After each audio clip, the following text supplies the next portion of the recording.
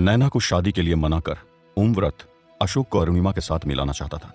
हालांकि वहां द्वापर साम्राज्य के राजकुमार श्रीपद के आ जाने की वजह से वो ज्यादा खुलकर नैना से बात नहीं कर पाता है। शादी के लिए ना बोलने पर अंजाम भुगतने की धमकी देकर ओमव्रत वहां से चला जाता है। उधर नैना के सामने खड़ा श्रीपद ओमव्रत के जाते ही नैना से कहता है, नैना, तुम किसी भी हाल में अशोक को छोड़ने के लिए नहीं राजी हो सकती हो।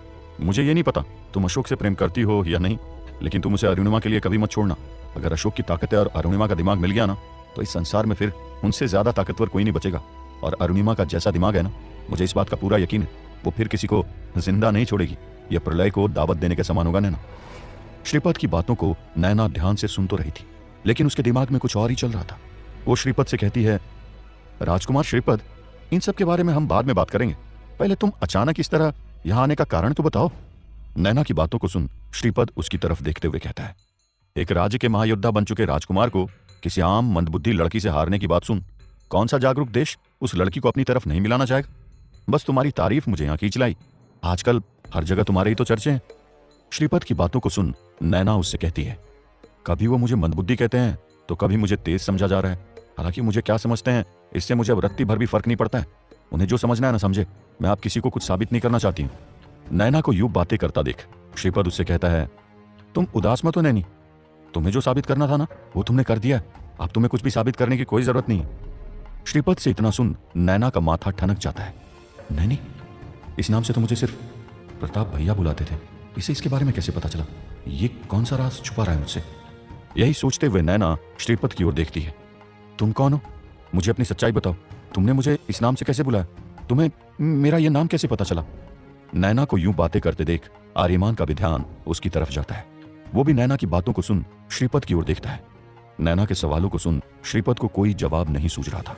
वो थोड़ा सोचते हुए कहता है, अरे ऐसी कोई बात नहीं है, वो तो बस मेरे मुंह से निकल गया। श्रीपद की बातें नैना को सच तो नहीं लग रही थी, लेकिन वो उससे कुछ नहीं बोलती है। नैना के इस सवाल ने श्रीपद को भी काफी प्रभावित किया था।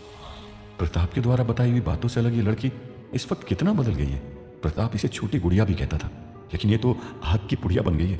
इसका इतना मजबूत बनना लाजमी भी है। जिस लड़की को इतनी छोटी सी बात पर मौत के मुंह में धकेल दिया गया था, वो मजबूत नहीं बनेगी तो और क्या ही करेगी। श्रीपद नैना के बारे में सोचते हुए अभी भी ख्यालों में डूबा हुआ था। उसकी कानों में प्रताप की कही बातें गूंज रही थी। प्रताप की जान उसकी बहन में बसती है। उसको जिस दिन अपने बहन के ऊपर हुए इन अत्याचारों का पता चलेगा, वो किसी को भी नहीं छोड़ेगा। उसे बस उस बंद गुफा से बाहर आने की देर है। इन दुनिया से दूर उसने बंद गुफा में परम योद्धा की शक्तियों को हासिल करने के लिए तैयारियां शुरू कर दी है। एक बार वो वहां से वापस आ जाए, फिर पूरे वत्सल साम्राज्य में नैना का कोई दुश्मन नहीं बचेगा। वैसे नैना भी उनके लिए काफी है, लेकिन भाई के आने के बाद उसकी ताकत कई गुना बढ़ जाएगी। यही सोचता हुआ श्रीपद मंद मंद मुस्कुराए जा रहा था। उधर ओमव्रत को जाते देख रामू भी वहां चला आया था। अंदर आने के साथ ही श्रीपद को वहां देख वो उससे कहता है, अरे राजकुमार श्रीपद, आप इस वक्त यहाँ क्या कर रहे हैं? ये वत्सल साम्राज्य की सीमा है, आपको याद है ना? रामू की बातों को सुन श्रीपद अपने ख्यालों से बाहर आता है और रामू की ओर देखते हुए कहता है, शाही दवाखाना कब से खुद को वत्सल साम्राज्य के भीतर मानने लगा है? मेरे हिसाब से तो अभी तो इसके इतने खराब दिन नहीं आए हैं। श्रीपद की बातों को सुन रामू मुस्कुरा उठता है। आप भी बिल्कुल अपने पिताजी पर गए हैं। ना उन्हें वत्सल साम्राज्य पसंद है और ना आपको। दोनों बाप बेटी की सोच कितनी मिलती है। वैसे राजकुमार, आप इस वक्त यहाँ क्या कर रहे हैं? वत्सल साम्राज्य के साथ आपकी दुश्मनी को देखते हुए आपका यहाँ इस तरह घूमना ठीक नहीं है। रामू को श्रीपद के लिए इतना चिंतित होते देख नैना को कुछ समझ नहीं आ रहा था। वो बस चुपचाप उन्हें देख रही थी। तभी श्रीपद रामू से कहता है, काका, राज्य की रक्षा के लिए हमें भी तो हर मोर्चे पर मजबूत होना होगा ना। वैसे मुझे आपसे कुछ जरूरी बात भी करनी है। आइए हम लोग यहाँ से चलते हैं। इतना क्या श्रीपद नैना की ओर देखता है और उसके पास जाकर उसके कानों में कहता है, किसी भी तरह की कोई परेशानी हो ना, तुरंत मुझे याद करना। और उस ओमव्रत की बातों में आने की कोई जरूरत नहीं है। तुम्हें इसकी जरूरत तो नहीं पड़ेगी, लेकिन मैं कभी भी तुम्हें उससे अच्छा लड़का दिला सकता हूँ। समझी क्या मेरी जान? इतना क्या श्रीपद मुस्कुराते हुए वहां से जाने के लिए मुड़ जाता है। श्रीपद की इन बातों को सुन नैना उसे घूर कर देखती है। नैना की गुस्से से भरी आंखों को देख श्रीपद वहां से हंसते हुए चला जाता है। शाही दवाखाने के बगीचे से गुजर रहा श्रीपद रामू की ओर देखते हुए कहता है, रामू काका, वैसे इस वक्त शाही दवाखाने की कमान किसके हाथों में? मैंने सुना है ये बिक गया है। श्रीपद का सवाल सुन रामू मुस्कुराता है। अरे ऐसी अफवाहें आजकल बाजार में आम हो गई है, लेकिन कम से कम राजकुमार आप तो इनके चक्कर में मत पड़िए। रामू के जवाब बेहद ही नपे तुले हुए थे। वो शाही दवाखाने के बारे में ज्यादा कुछ बात नहीं करना चाहता था, लेकिन उधर दूसरी तरफ श्रीपद के पास आज इसको छोड़कर कुछ और बातें करने को भी नहीं थी। वो रामू से कहता है, रामू काका, इस पूरे साम्राज्य में आप शाही दवाखाने की पहचान है। आज तक कोई भी इसके असली मालिक के बारे में नहीं जानता है और आपने बहुत अच्छी तरह से इस बात को सबसे छिपा कर रखा है। आपको डर नहीं लगता है किसी दिन आपका राज अगर खुल गया तो क्या होगा? श्रीपद की बातों को सुन रामू मुस्कुराते हुए कहता है, अरे आप चिंता मत कीजिए राजकुमार, ऐसा दिन कभी भी नहीं आएगा। रामू से इतना सुनते ही श्रीपद उसकी ओर देखते हुए कहता है, काका, सिंगल परिवार को सावधान कर दीजिएगा, शाही दवाखाने पर बहुत ही बड़ी मुसीबत आने वाली है। श्रीपद से इतना सुनने के बाद रामू की आंखें खुली की खुली रह जाती है। वो तुरंत ही अपने अगल बगल देखता है कि कहीं कोई उन दोनों की बातों को सुन तो नहीं रहा। इसके बाद वो श्रीपद से कहता है, राजकुमार श्रीपद, आपको इसके बारे में कैसे पता चला? रामू को यूं चिंता में देख श्रीपद मुस्कुरा रहा था।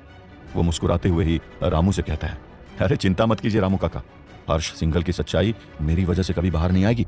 वत्सल साम्राज्य का सबसे बड़ा दुश्मन होने के नाते ऐसी जगहों की पहचान हम पहले से कर रहे हैं और इसी दौरान मुझे इस सच्चाई का पता चला।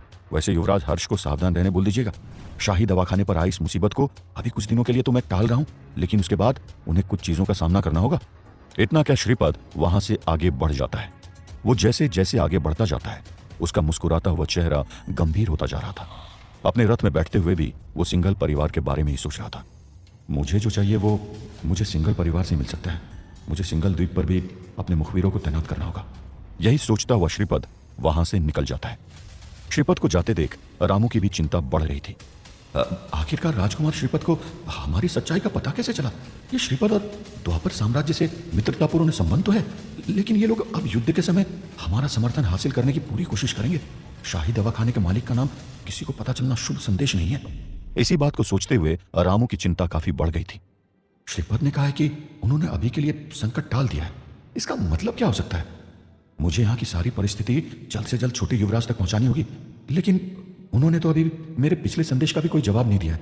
पता नहीं इस वक्त सिंघल द्वीप पर क्या चल रहा है। इन्हीं बातों को सोचता हुआ रामू काफी चिंतित था। उधर रामू और श्रीपद के वहां से जाने के बाद नैना आर्यमान से कहती है, आर्यमान, आज मैं अब बहुत ज्यादा थक गई हूं, हम अब कल बात करेंगे। नैना के थके हुए चेहरे को देख आर्यमान को भी इसका अंदाजा हो गया था। वो उससे मुस्कुराते हुए कहता है, ठीक है ना, वैसे अब मुझे भी आज की इस बातचीत को सुनने के बाद काफी कुछ सोचना है, हम कल बात करते हैं। इतना कह आर्यमान भी वहां से निकल जाता है। आर्यमान को अलविदा कहने के बाद नैना अपने कमरे की तरफ जाने के लिए निकल जाती है, लेकिन तभी उसे अशोक का ख्याल आता है। मुझे ना अशोक से भी मिल लेना चाहिए, वो भी बेचारा मुझे छोड़कर जाना नहीं चाह रहा था। यही सोचते हुए नैना अशोक के कमरे की तरफ चल देती है। थोड़ी ही देर में वो अशोक के कमरे के बाहर खड़ी थी। शाम का समय हो चला था, लेकिन अशोक के कमरे में अभी तक मशाल या दिया नहीं जल रहा था। उसके कमरे में बस डूबते हुए सूरज और निकलते हुए चांद की मध्यम रोशनी आ रही थी। अशोक के कमरे का दरवाजा खुला देख नैना तुरंत अंदर चली जाती है।